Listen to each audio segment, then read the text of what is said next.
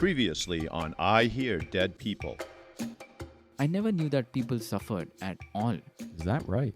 I know, it must be hard to believe. At one point during my chariot ride, I bumped into a holy man begging for food. This man had renounced all worldly pleasures, and yet, unlike me, who had everything, he was calm and content, which puzzled me even further. I simply had to understand all of this. Why is pleasure a problem and a distraction or hindrance to a spiritual life?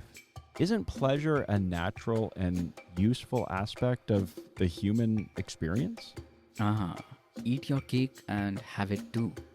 Of course, there is nothing wrong with pleasure unless it leads to craving and attachment. I get it. Like that Mick Jagger song, I Can't Get No Satisfaction. Yes, the Stones, Summer of 65. I'm more of a sympathy for the devil era fan. And to be clear, you can get satisfaction, you just can't keep it. And let's back up a minute and discuss this Western idea of enlightenment, which seems to intrigue and confuse so many people. Please, let's. Okay, what do you imagine enlightenment to be? Oh, I don't know. Some type of mystical experience, I guess. Yes, something extraordinary. Astral beings, nirvanic bliss.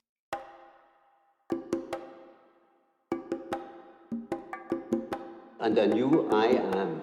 I am what I am. The experiencer is the experienced.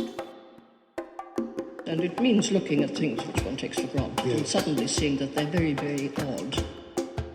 How do you keep your center when everybody around you is losing theirs? And the thing that you call yourself, to which things happen, is just something that happens.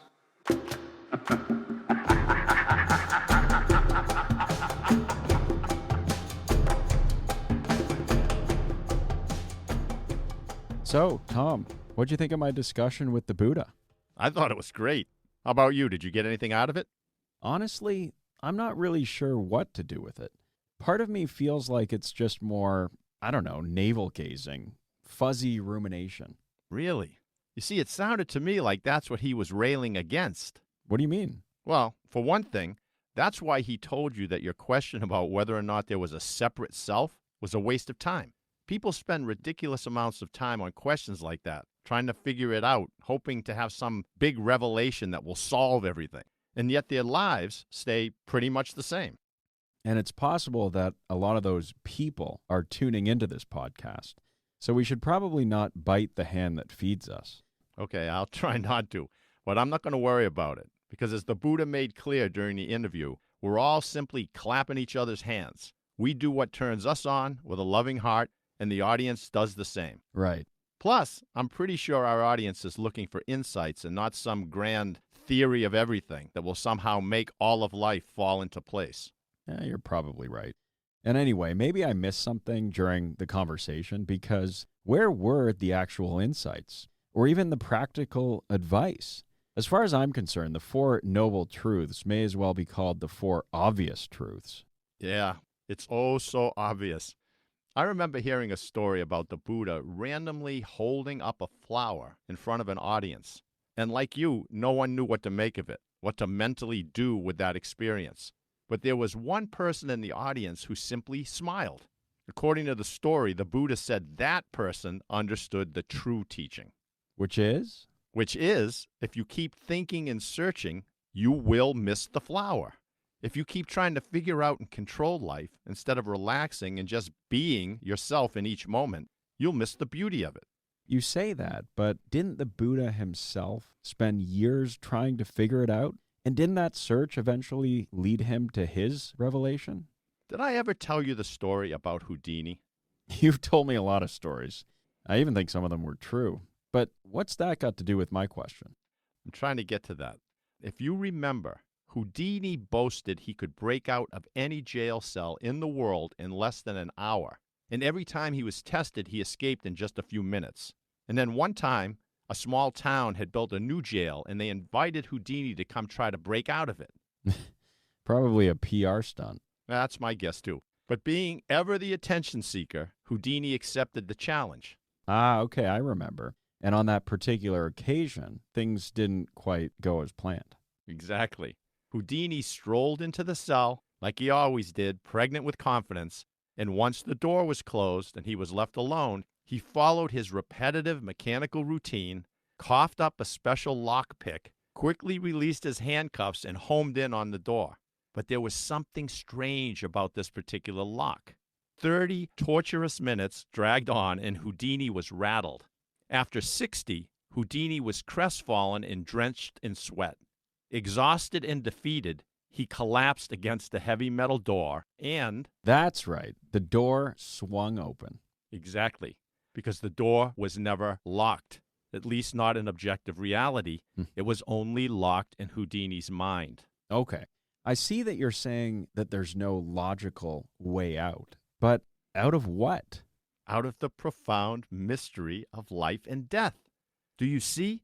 The Buddha exhausted himself trying to escape the prison of thought that he had built, collapsed under a tree, and the metaphorical door of enlightenment swung open.